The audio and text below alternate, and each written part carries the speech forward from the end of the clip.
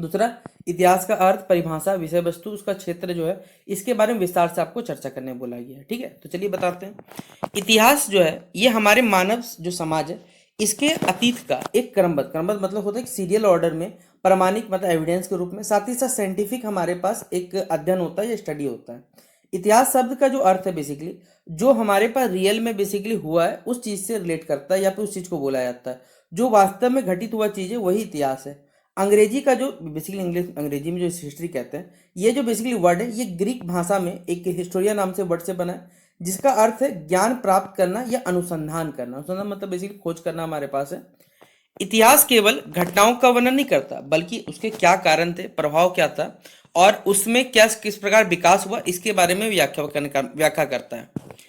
अलग अलग विद्वानों ने या विभिन्न विद्वानों ने इतिहास की देखिए अलग अलग परिभाषा दी है। जैसे हेरोडेटस को इतिहास का हम लोग जनक मानते हैं। ई एच कॉर के अनुसार जो है इतिहास जो है अतीत और वर्तमान के बीच में एक निरंतर चलने वाला जो संवाद है वो इतिहास है। वहीं रैंके का मत था कि इतिहासकार का जो कार्य है वो अतीत को क्या दिखाना वैसा ही प्रस्तुत करना है, जैसे वो वास्तविक में था वैसे बताना है। अब देखिए इतिहास की विषय वस्तु में राजनीतिक हो, सामाजिक हो, आर्थिक हो, धार्मिक हो, सांस्कृतिक हो, साथ ही साथ जो बौद्धिक जीवन है इन सभी का अध्ययन शामिल होता है। ठीक है, और इसमें सिंपल बात है, जब इसमें भी इतना सारा चीज शामिल होगा तो युद्ध होगा, शासन होगा, सभ्यता आएगी, संस्कृति आएगा, हमारा विज्ञान आएगा, साहित्य आएगा, कला आएगा, और जितने भी देखिए हमारे यहाँ के महान विद्वान हुए उन सभी का योगदान जो ये सभी चीजों को हम लोग इतिहास के विषय में बेसिकली अध्ययन करते हैं। ठीक है, अगला पॉइंट बताया हुआ है इतिहास का जो क्षेत्र है वो अत्यंत ही क्या है, व्यापक है, मतलब बहुत बड़ा है। यह केवल सिर्फ अगर आप बोलिएगा इतिहास को राजा और युद्धों तक रखना, ये सही बात नहीं है, क्योंकि इसमें हमारी जनता भी है, महिलाएं भी हैं, किसान वर्ग भी हमारा, श्रमिक वर्ग है, पर्यावरण है, विज्ञान का विकास, ये सभी चीजों का इतिहास अध्ययन करता है। अगर हम बात करें वर्तमान समय में इतिहास का जो उपयोग है उसमें तो हम लोग सिर्फ शिक्षा के क्षेत्र में देखा जाए, प्रशासन कैसे चल सकता है, नीति निर्माण हो गया, समाज को अतीत से सीख लेकर, मतलब हम अपने पास्ट से ही सीख लेकर कि भविष्य में हम लोग सही चीजों को रख सके, उस प्रकार का ही मार्गदर्शन करने कार्य करता है।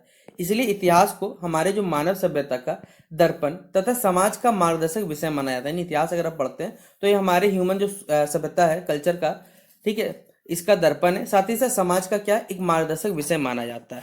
ठीक है, तो ये पहला सवाल हमारा कंप्लीट होता है। अगला सवाल है इतिहास का जो पुरातत्व है, यानी जो आर्कियोलॉजी है, भूगोल है, राजनीति है और जो हमारे पास अर्थशास्त्र है, इन सब के बीच में संबंध, मतलब इतिहास का जो बेसिकली आर्कियोलॉजी डिपार्टमेंट है, भूगोल से, राजनीति से, इकोनॉमिक्स से, इन सब से कैसा संबंध है ये बताना है। ठीक है, तो इतिहास एक सामाजिक विज्ञान है, मतलब ये सोशल साइंस है जिसका अन्य विषयों से क्या है एक गहरा रिलेशन है। किसी भी ऐतिहासिक घटना को सही रूप से समझने के लिए इतिहासकार को अनेक विषयों का सहारा लेना पड़ता है। मतलब इतिहासकार जो है बहुत सारे सब्जेक्ट्स का क्या करते हैं, स्टडी करते हैं। इसीलिए इतिहास को अंतत्व विषय या कह सकते हैं इंटरडिसिप्लिनरी विषय भी कहा जाता है, क्योंकि हमें देखिए बहुत सारे यहाँ पर सब्जेक्ट्स का यूज करके बताना पड़ता है, इसलिए ये इंटरडिसिप्लिनरी सब्जेक्ट भी कहलाता है। जो पुरातत्व है यानी आर्कियोलॉजी, ये इतिहास का सबसे महत्वपूर्ण और सहायक विषय है। क्यों? हम लोग बेसिकली इसी चीज के थ्रू, पुरातत्व विभाग के थ्रू ही जिन कालों के जो हमारे पास लिखित अभिलेख मिले हैं उनके बारे में जो जानकारी है वो पुरातात्विक साक्ष्य, जैसे हो गया मान लीजिए कोई शिलालेख मिला, कोई सिक्का मिला, मूर्ति मिला, भवन मिला, इन सभी चीजों से ही हमें जानकारी प्राप्त होता है। ठीक है, अगर हम सिंधु जो घाटी हमारे पास सिंधु घाटी सभ्यता का इतिहास देखते हैं तो वो बेसिकली पुरातत्व के आधार पर ज्ञात हुआ कि इस प्रकार के लोग वहां रहते थे। ये हमने पुरातत्व के आधार पर ही बताया, आर्कियोलॉजी के हिसाब से ही बताया।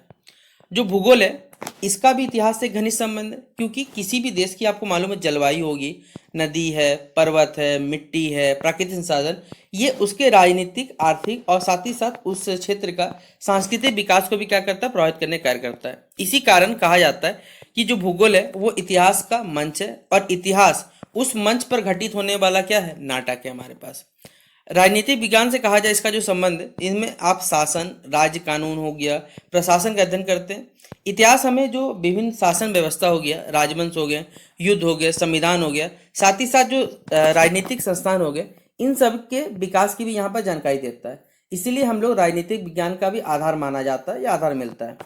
अर्थशास्त्र से इतिहास का जो जुड़ाव है, तो किसी समाज की आपको मालूम है आर्थिक व्यवस्था जिनमें कृषि है, उद्योग है, व्यापार हो गया, तो जो टैक्स सिस्टम हो गया, संसाधन हो गया, इन सभी चीज़ों का अध्ययन ऐतिहासिक जो हमारी घटनाएं उनको समझने के लिए हम लोग करते हैं। अनेक क्रांतिकारियों और युद्धों के पीछे जो आर्थिक कारण है वो यही रहे हैं हमारे पास है। इसलिए इस प्रकार कहा जाता है कि जो इतिहास है और जो अन्य सब्जेक्ट्स है वो एक दूसरे के पूरक है, मतलब कॉम्प्लीमेंट्री है।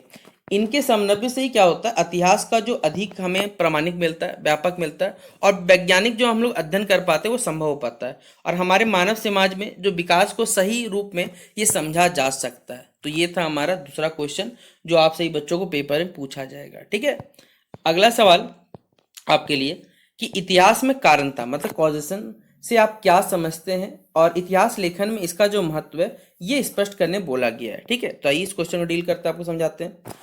इतिहास में कारणता यानी कॉजेशन का अर्थ जो है वो किसी भी ऐतिहासिक घटना के घटित होने के पीछे क्या कारण है उसका अध्ययन करना है हमारे पास। ठीक है, इतिहास केवल यह नहीं बताता कि क्या हुआ, बल्कि यह भी बताता है कि वो क्यों हुआ था, इसके पीछे क्या कारण रहे होंगे और क्या रिजल्ट है, ये सभी चीज बताता है।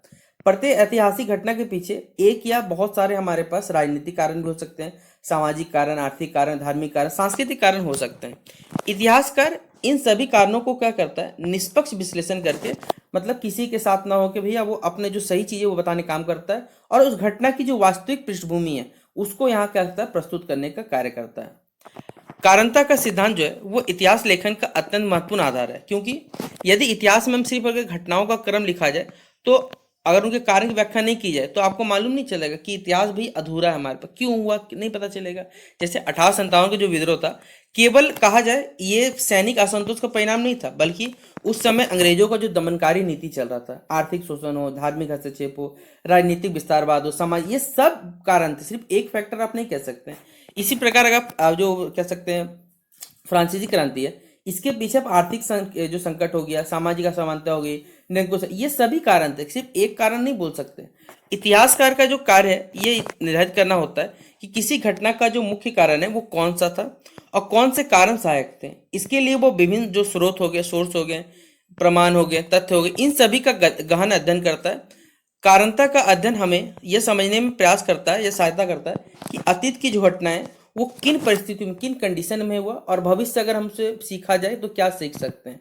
इसलिए कहा जाता है कि कारणता जो है इतिहास लेखन की आत्मा है। इसके बिना जो ऐतिहासिक घटनाएं उनको सही रूप से विश्लेषण करना, उनका मूल्यांकन करना और उनकी व्याख्या करना ये पॉसिबल नहीं हो पाता। ठीक है, तो ये था हमारा तीसरा क्वेश्चन।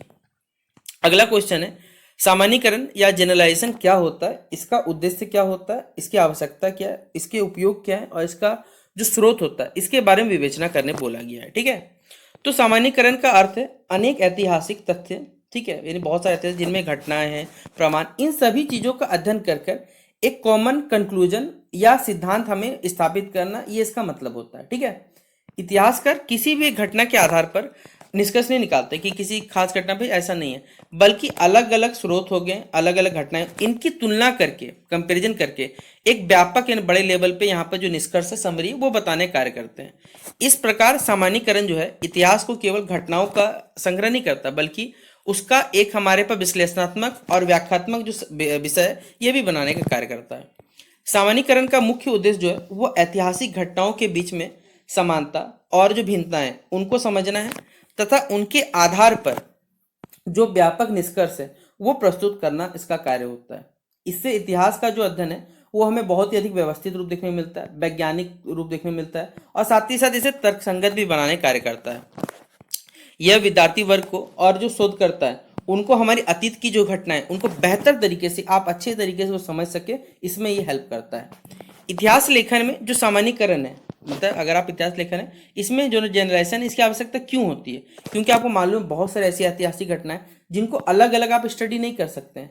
इसीलिए सभी का कॉमन निष्कर्ष निकाल के हम लोग क्या करते हैं, इतिहास का किसी युग का, समाज का, सभ्यता का, इसका जो प्रमुख विशेषता है इसको ये स्पष्ट करके बता सकता है। इसका उपयोग जो हमारे विभिन्न अलग संस्कृति हो गई, क्रांति हो गई, युद्ध हो गए, सामाजिक परिवर्तन, इन सब से तुलना किया जाता है, और उनके विकास क्रम को समझने में क्या किया, समझने में ये हेल्प करता है हमारे पास। सामान्यीकरण के जो प्रमुख स्रोत हैं उनमें है अभिलेख आते हैं हमारे पास, शिलालेख मिलते हैं, पुरातात्विक जो अवशेष मिल गए हमारे पास है, साहित्य है, सरकारी मालिक को डॉक्यूमेंट मिल गया, यात्रा वृत्तांत हो गया, सिक्का है, जो समकालीन लेख, ये सभी चीज़ शामिल होती है।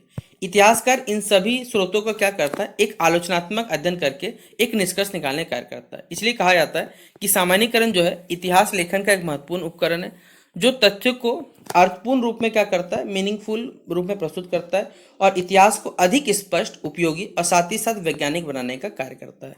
तो ये हमारा चौथा नंबर क्वेश्चन कंप्लीट होता है।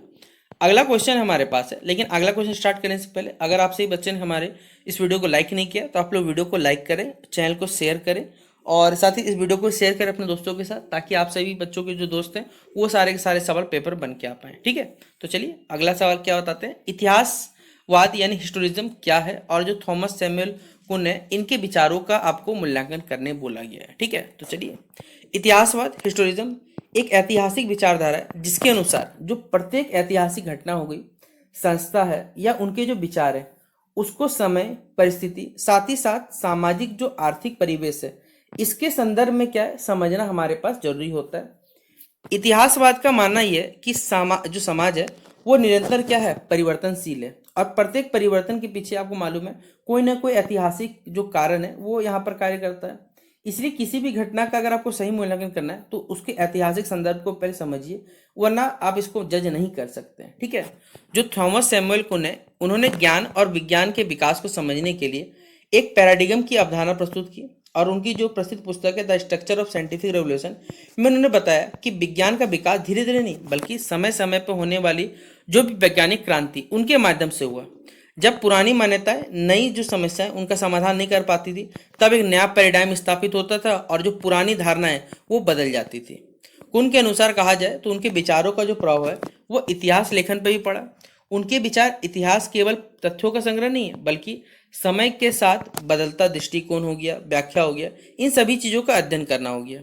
इतिहासकार अपने युग की परिस्थितियों से प्रभावित होकर अतीत का जो हमारा नया व्याख्या ये सभी चीज़ों का व्याख्या करने का कार्य करता है।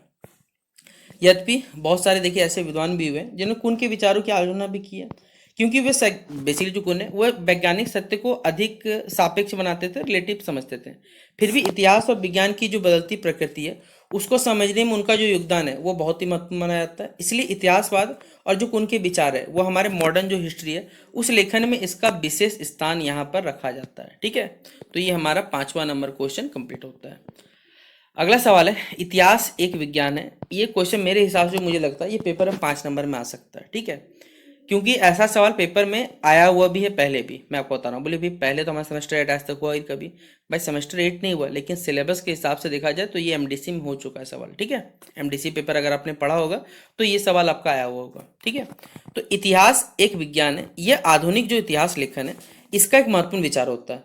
विज्ञान की तरह इतिहास भी तथ्य, प्रमाण और तर्क के आधार पर क्या करता है, अतीत का अध्ययन हमारे पास करता है। इतिहासकार किसी घटना का वर्णन कल्पना के आधार पर नहीं करते कि भाई ऐसा हो सकता है, बल्कि वहाँ जो अभिलेख मिले, शिलालेख मिले, सिक्के हैं, पुरातत्विक है, अवशेष है, साहित्य और जो भी मान लीजिए विश्वसनीय स्रोत है उन सभी चीज़ों के बेसिस पे किया जाता है। इसलिए इतिहास में अनुसंधान, विश्लेषण, साथ ही साथ निष्कर्ष निकालने की जो प्रक्रिया होती है वो वैज्ञानिक या साइंटिफिक मानी जाती है। ठीक है, अगला पॉइंट बताया हुआ है, इतिहास में वैज्ञानिक पद्धति का उपयोग करते हुए इतिहासकार पहले प्रमाणों का संग्रह करते हैं, फिर उनकी सत्यता की जांच करते हैं और उसके बाद निष्पक्ष रूप से जो भी कंक्लूजन होगा वो प्रस्तुत करते हैं। इस कारण इतिहास को एक वैज्ञानिक अध्ययन या साइंटिफिक स्टडी कहा जाता है। रैंकी ने भी इतिहासकारों को एक सिद्धांत दिया है कि इतिहास को जैसा वास्तव में हुआ था वैसा ही हमें प्रस्तुत भी करना चाहिए। किंतु इतिहास को आप पूर्ण विज्ञान तो नहीं मान सकते, क्योंकि प्राकृतिक विज्ञानों में प्रयोग को बार बार दोहराकर समान जो रिजल्ट प्राप्त किए जाते हैं, जबकि इतिहास की ऐसी बहुत सारी घटनाएं जो अद्वितीय है और उन्हें दोहराया नहीं जा सकता है। इस कारण इतिहासकार की जो विचारधारा है, दृष्टिकोण तथा उपलब्ध जो स्रोत है, इन सभी चीज़ों को इतिहास की व्याख्या को प्रभावित करते हैं। इसलिए इतिहास में हमारे पास जो पूर्ण वस्तुनिष्ठा है वो आप बोलिएगा प्राप्त करना ये दिक्कत है। तो अंत कह सकते हैं कि इतिहास में वैज्ञानिक पद्धति का व्यापक उपयोग होता है, परंतु ये प्राकृतिक जो विज्ञान है इसकी बेसिकली जो भांतिपूर्ण विज्ञान तो नहीं होता है। यह विज्ञान और कला दोनों का क्या है, एक समन्वय कॉम्बिनेशन है, क्योंकि इसमें प्रमाणों का वैज्ञानिक विश्लेषण तो होता है, साथ ही साथ जो घटनाएं उनकी प्रभावशाली व्याख्या, ये दोनों चीज इसके लिए आवश्यक होता है। ठीक है, तो ये 6 नंबर क्वेश्चन भी हमारा पूरा हुआ। अगला क्वेश्चन है सब वस्तुनिष्ठा या ऑब्जेक्टिविटी। इसका अर्थ स्पष्ट करते हुए इसके जो सिद्धांत है, संभावना है और इतिहासकार की भूमिका जो है इस पर प्रकाश डालें।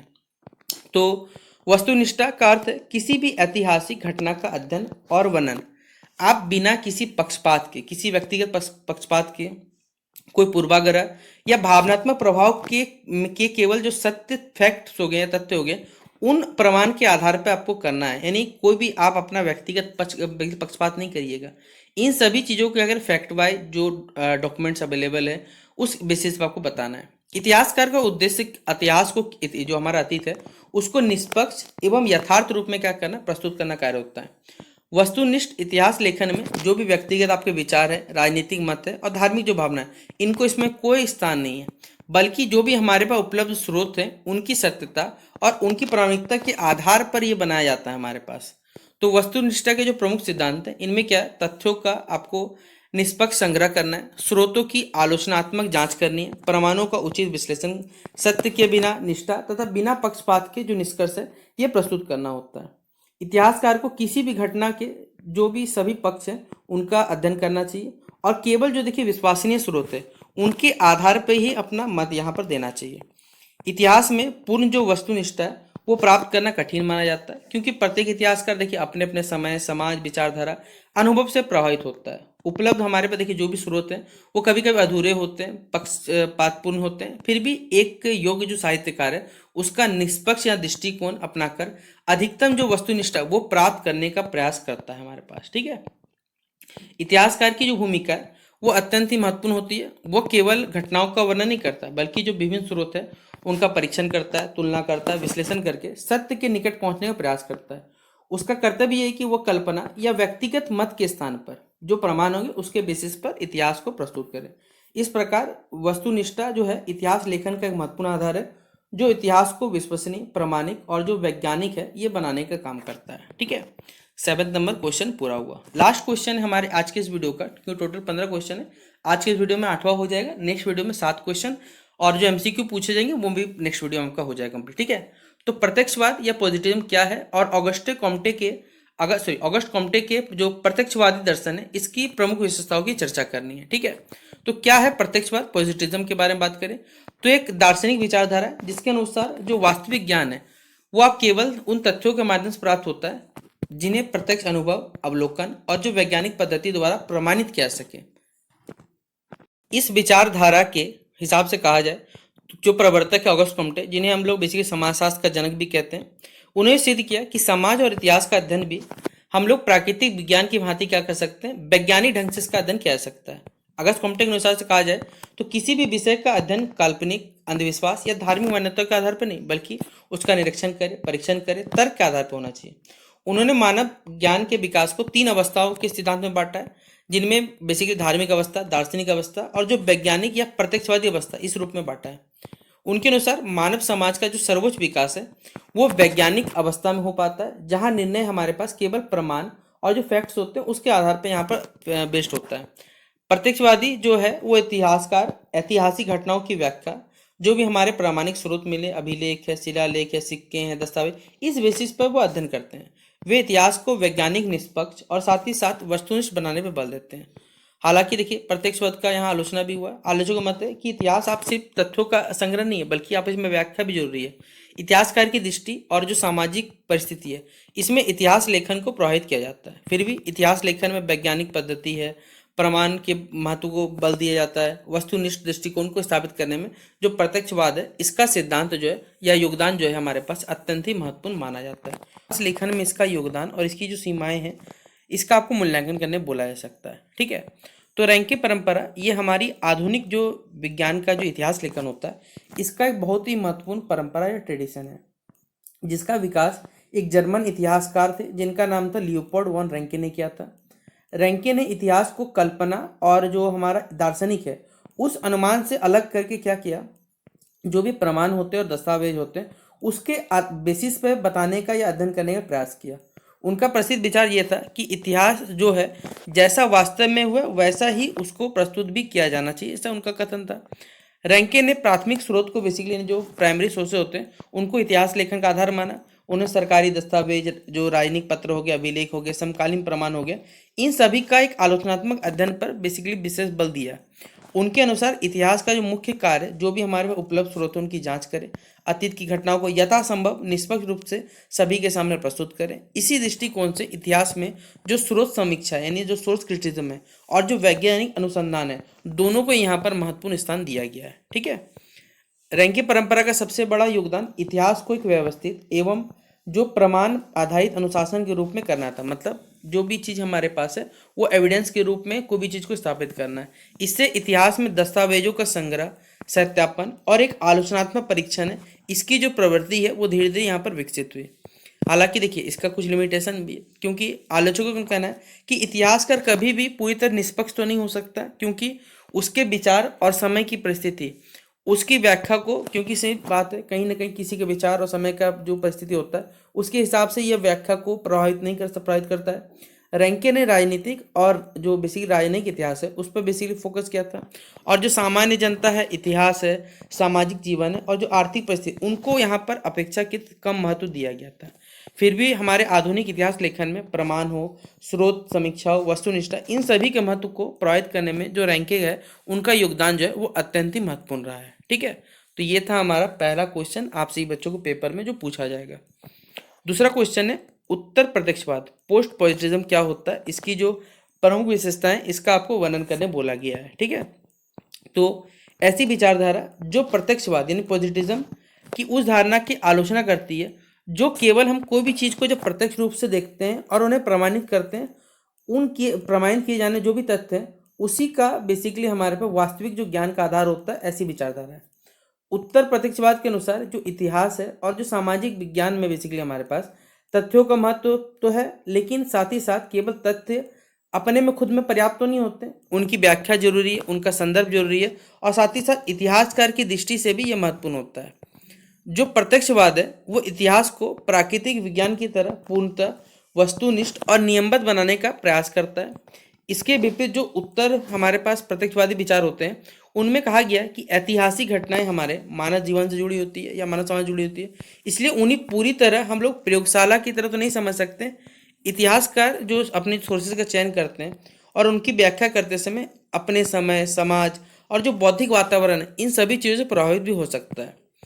उत्तर प्रत्यक्षवाद में यहाँ पर जो भाषा है, व्याख्या है, संदर्भ है, दृष्टिकोण है, इसको विशेष महत्व दिया गया है। यह मानता है कि किसी भी ऐतिहासिक घटना जो है एक ही अंतिम व्याख्या आवश्यक नहीं है, क्योंकि नए नए स्रोत हो सकते हैं, नया दृष्टिकोण हो सकता है, इसकी व्याख्या यहाँ पर बदली जा सकती है।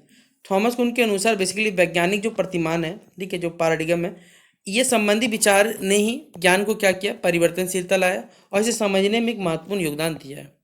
हालांकि उत्तर प्रत्यक्षवाद की आलोचना इस आधार पर की जाती है कि यदि सभी ज्ञान को बेसिकली अगर हम लोग अत्यधिक सापेक्ष मान लिया जाए तो ऐतिहासिक जो सत्यता है उसकी विश्वसनीयता पे क्या हो जाए, सवाल उठना स्टार्ट हो जाएगा। फिर भी इतिहासकारों को ये समझने में सहायता देता है कि तथ्य और उनकी व्याख्या ये दोनों के दोनों इतिहास लेखन में एक महत्वपूर्ण अंग होते हैं। ठीक है। तो ये हमारा दूसरा क्वेश्चन। बाकी एक छोटा सा पॉइंट है कि अतः उत्तर प्रत्यक्षवाद ने इतिहास लेखन को क्या किया, अधिक आलोचनात्मक, व्याख्यात्मक और साथ ही साथ बहुयामी भी बनाया हमारे पास। ठीक है। अगला सवाल है, इस सवाल को स्टार मार्क कर लीजिए, पेपर में आएगा आपका 100%। मार्क्सवाद की अवधारणा और उसके प्रमुख सिद्धांत की विवेचना करें। ठीक है, आपने पहले ही पढ़ा होगा इस क्वेश्चन। मार्क्सवाद इतिहास और समाज को समझने की महत्वपूर्ण विचारधारा है जिसका विकास बेसिकली कार्ल मार्क्स और जो फ्रेडरिक एंगल्स के विचारों से हुआ। मार्क्सवादी इतिहास दृष्टिकोण के अनुसार समाज के विकास को समझने में आर्थिक परिस्थिति, उत्पादन व्यवस्था और जो भी वर्ग संबंधी महत्वपूर्ण भूमिका निभाते हैं। मार्क्स ने इतिहास को केवल राजा, युद्ध और जो राजनीतिक घटनाएं उसको क्रम को ना मान के हमारे समाज के जो आर्थिक और जो सामाजिक विकास है इस सब की प्रक्रिया के रूप में उन्होंने देखा इसको। अब इस देखिए मार्क्सवाद का सिद्धांत क्या है, ऐतिहासिक भौतिकवाद है, हिस्टोरिकल मेटेरियलिज्म है। इनके अनुसार किसी भी समाज की जो उत्पादन प्रणाली होती है और जो आर्थिक संरचना बेसिकली, ठीक है, ये उसके सामाजिक, राजनीतिक और वैचारिक जो जीवन है इन सभी को प्रभावित करती है। समाज में हम लोग जानते हैं विभिन्न प्रकार के लोग हैं, विभिन्न वर्ग के लोग हैं, सभी के हित का संघर्ष भी ऐतिहासिक परिवर्तन का एक महत्वपूर्ण कारण माना जाता है। इसे वर्ग संघर्ष या फिर हम लोग क्लास स्ट्रगल के नाम से इंग्लिश में जानते हैं। मार्क्सवादी इतिहासकार उत्पादन के साधन, श्रम, संपत्ति के वितरण और आर्थिक संबंधों का अध्ययन करते हैं। उनके अनुसार आर्थिक आधार में होने वाले जो परिवर्तन है ये समाज की राजनीतिक और साथ ही साथ सामाजिक जो संस्थाएं इन सभी चीज़ों को प्रभावित कर सकते हैं। कार्ल मार्क्स के अनुसार बेसिकली जो विभिन्न ऐतिहासिक हमारे सामाजिक व्यवस्था है, इनके विकास को भी इसी दृष्टिकोण से हमें समझने का भी प्रयास करना चाहिए। मार्क्सवादी इतिहास लेखन का महत्वपूर्ण योगदान यह है कि उसने किसान वर्ग हो गया, मजदूर हो गया, श्रमिक वर्ग जैसे सामान्य लोगों को इतिहास के अध्ययन का एक महत्वपूर्ण विकसित विषय माना। इससे उनकी आर्थिक और जो सामाजिक इतिहास है, इसको समझने में बहुत विशेष महत्व मिला। हालांकि देखिए, आलोचना तो होगा ही होगा, क्योंकि यह इतिहास में आर्थिक कारण और वर्ग संघर्ष को कभी कभी ज़्यादा महत्व दे दिया गया, तथा जो हमारी संस्कृति है, धर्म है, व्यक्तियों की जो भूमिका है, इसको थोड़ा यहाँ कम महत्व दिया गया। लेकिन इतिहास लेखन में, जो हमारा आधुनिक इतिहास लेखन में, इनमें मार्क्सवादी दृष्टिकोण का एक महत्वपूर्ण स्थान रहा है। अगला है क्वेश्चन नंबर 12 में कि ग्रीको रोमन इतिहास लेखन परंपरा का अर्थ, उद्देश्य और साथ ही साथ इसकी जो प्रमुख विशेषताएं, इनका वर्णन करने बोला गया है। ठीक है, तो ग्रीको रोमन इतिहास लेखन ये परंपरा जो बेसिकली ये जो पुराना प्राचीन जो यूनान है, वर्तमान का जो ग्रीस नामक देश था, और रोम में ये विकसित हुआ परंपरा है। इसी को ऐतिहासिक परंपरा को कहा जाता है। यहाँ पर जो परंपरा भी विकसित हुई, इसी को हम लोग ऐतिहासिक परंपरा कहा जाता है। इस परंपरा ने इतिहास को, मिथ को और जो धार्मिक कथा, इन सबसे अलग करके मानवीय जो घटनाएं हैं, राजनीतिक संघर्ष है, सामाजिक जीवन के अध्ययन से जोड़ने में एक महत्वपूर्ण भूमिका निभाई है। यूनानी इतिहासकारों ने घटनाओं के कारण और परिणामों को समझने पर बेसिकली यहाँ पर बल देने का कार्य किया। इस परंपरा के अनुसार इतिहासकारों में हेरोडोटस का नाम आपने सुना होगा, थ्यूरिडाइटस का नाम सुना होगा। इनका विशेष स्थान है। हेरोडोटस का इतिहास को हम लोग जनक भी कहते हैं। उन्होंने विभिन्न देश, समाज, संस्कृति को वर्णन करते हुए घटनाओं के पीछे के कारण को समझने का प्रयास किया। वहीं दूसरी ओर जो थ्यूसिडाइट्स है, और उन्होंने बेसिकली जो पेलोपोनेशियन का जो युद्ध का वर्णन बहुत ही अधिक आलोचनात्मक और साथ ही साथ तर्कपूर्ण ढंग से उन्होंने प्रस्तुत किया, और जो राजनीतिक और जो मानवीय कारण है, इस पर उन्होंने विशेष ध्यान देने का काम किया है। ग्रीको रोमन इतिहास का लेखन का जो प्रमुख जो उद्देश्य है, वो अतीत की महत्वपूर्ण घटनाओं को सुरक्षित करना है, उनके कारण और उनके परिणाम को समझना है, तथा साथ ही साथ वर्तमान और भविष्य के लिए उनसे हमें शिक्षाएं प्राप्त करना है। इससे राजनीतिक इतिहास हो हमारा, साथ ही साथ युद्ध हो गया, शासन, कूटनीति और महान व्यक्तियों के कार्य को यहाँ विशेष महत्व दिया गया है।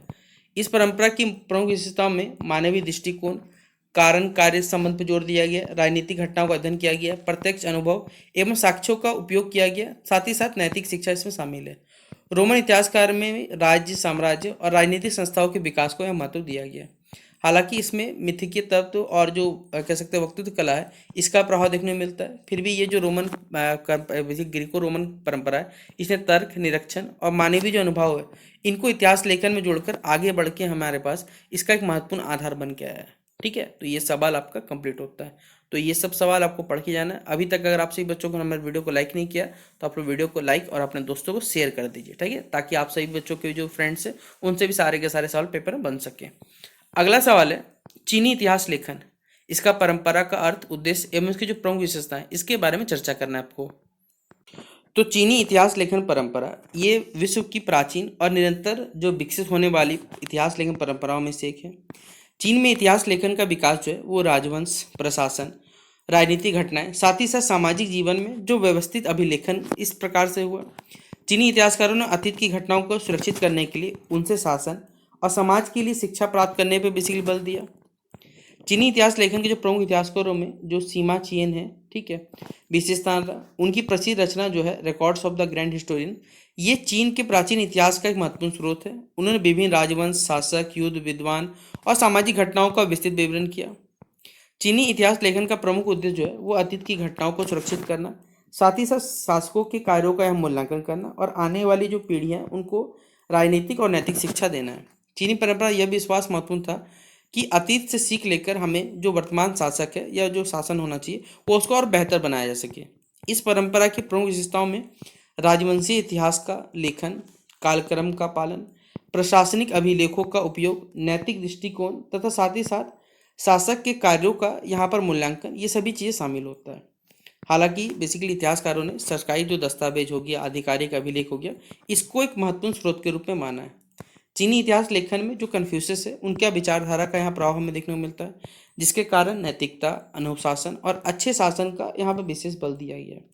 इस प्रकार जो चीनी इतिहास लेखन है, उसमें व्यवस्थित अभिलेखन, कालक्रम और प्रशासनिक स्रोत के उपयोग के माध्यम से जो विश्व इतिहास लेखन है, इसमें उनका एक महत्वपूर्ण योगदान हमारे पास रहा है। ठीक है, तो ये क्वेश्चन भी आपका कंप्लीट होता है। अगला क्वेश्चन स्टार मार्क कर लीजिए, पूछा जाएगा पुनर्जागरण रेनेसेंस जिसे हम लोग कहते हैं, इसके कारणों को वर्णन करते हुए इतिहास लेखन पे इसका जो प्रभाव था इसके बारे में आपको विश्लेषण करने बोला गया। ठीक है, पेपर ये सवाल भी आ सकता है रेनेसेंस होता क्या है। ठीक है, रेनेसेंस ये पुनर्जागरण अथवा पुनर्जन्म जिसे भी कहते हैं आप लोग। ठीक है, यह यूरोप में लगभग 14वीं शताब्दी से लेकर 16वीं शताब्दी के बीच विकसित हुआ एक व्यापक बौद्धिक, सांस्कृतिक और सामाजिक आंदोलन था जिसका नाम था रेनेसेंस। इसका हमारे पास प्रारंभ मुख्य इटली से, मुख्यतः माना इटली से हुआ और बाद में यूरोप के जो अन्य भाग है वहां तक पहुंच गया। पुनर्जागरण ने मध्यकालीन जो धार्मिक दृष्टिकोण के साथ साथ मानव में तर्क और प्राचीन ज्ञान के अध्ययन को यहाँ बल दिया।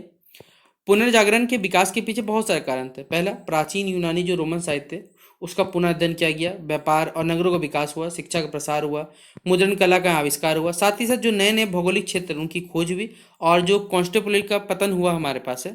ठीक है, इनके पतन के कारण बताया जा रहा है कि यूनानी जो विद्वान है उनका पश्चिमी यूरोप की ओर जाना इसी के प्रमुख कारणों में से शामिल थे।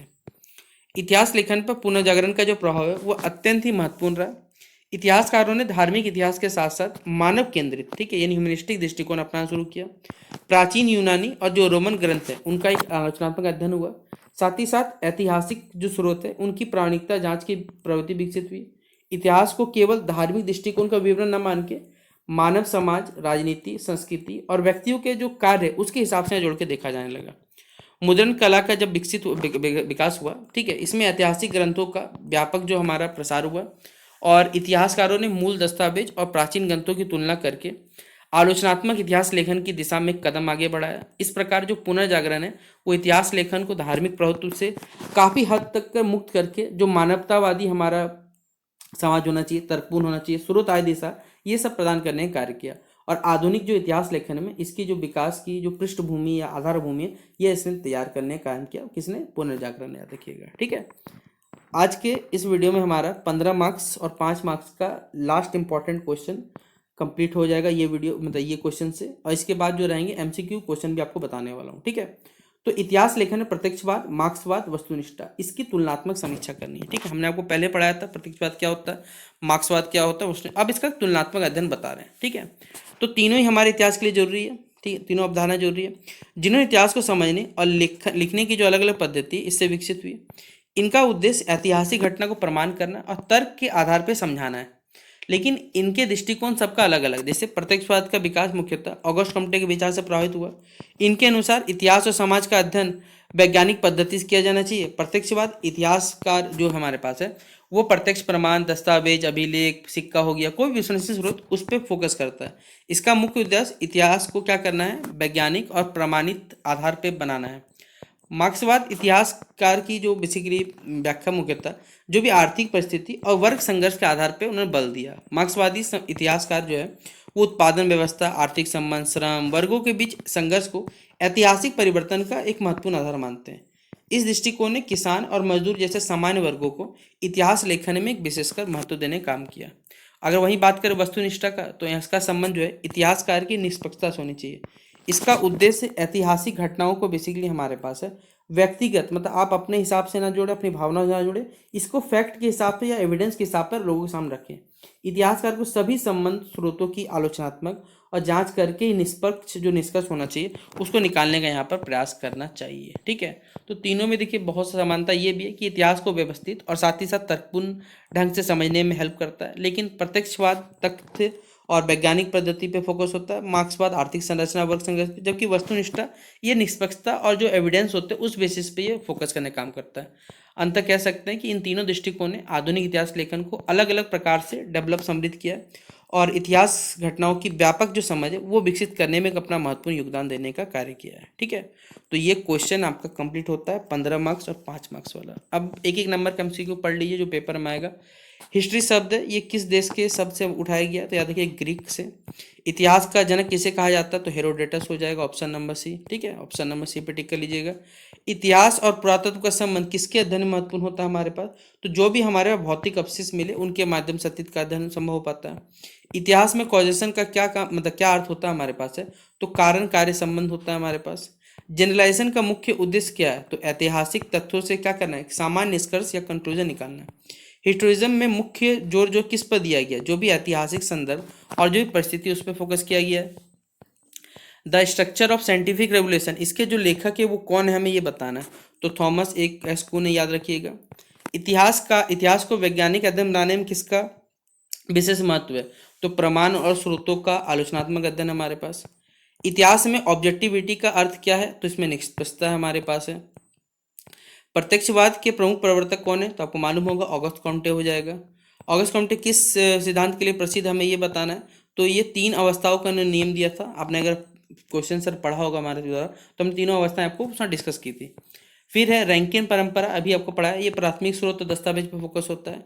जैसा वास्तव में हुआ तो वैसा ही संबंध ये किससे बताता है। तो ये जो रैंकिन था उन्हीं का स्टेटमेंट था, जैसा है वैसा दिखाना आपको। फिर है पोस्ट पोजिटिज्म जो हमारे पास है, इस किस बात पर ये जोर देता है। तो व्याख्या पर, संदर्भ पर और दृष्टिकोण पर। फिर मार्क्सवाद इतिहास जो है वो दृष्टिकोण का मुख्य आधार हमारे पास क्या है। तो ये वर्क संघर्ष पे, क्लास स्ट्रगल पे फोकस करता है। तो ऑप्शन नंबर बी होगा। ऐतिहासिक भौतिकवाद ये किससे संबंध होता है। तो याद देखिए कार्ल मार्क्स से जुड़ा हुआ हमारे पास। ग्रीको रोमन इतिहास लेखन का कौन स्रोत है, बेसिक कौन प्रमुख इतिहासकार है। तो हेरोडोटस है हमारे पास। ऑप्शन नंबर ए हो जाएगा। Records of the grand historians के लेखक कौन, याद रखिएगा सीमा चेन। ऑप्शन नंबर बी होगा। पुनर्जागरण का मुख्यतः इटली में हुआ था, याद रखिएगा। ठीक है, ऑप्शन नंबर सी हो जाएगा। और लास्ट क्वेश्चन हमारे पास है पुनर्जागरण इतिहास लेखन पर क्या प्रभाव पड़ा। तो इसने मानवतावादी और जो आलोचनात्मक दृष्टिकोण है उसका इन्होंने विकास किया। तो ये आपसे ही बच्चों का पूरा सिलेबस के हिसाब से एडवांस मेजर पेपर 1 कंप्लीट होता है। अब आपसे ही बच्चे आराम से पेपर देने जा सकते हैं इन क्वेश्चंस को पढ़ के। ठीक है, बाकी आपसे ही बच्चे इन वीडियो को अपने दोस्तों को शेयर करिएगा। आप लोग वीडियो देखते हैं शायद लाइक करना भूल जाते हो, क्योंकि भाई आप लोग बहुत मेहनती बच्चे हैं ना। ठीक है, तो उम्मीद करूंगा आपसे ही बच्चों से वीडियो को लाइक करना, शेयर करना दोस्तों को। बाकी हमारी तरफ से बेस्ट विश आपसे ही बच्चों को। मिलते हैं नेक्स्ट वीडियो पे। जय हिंद, जय भारत।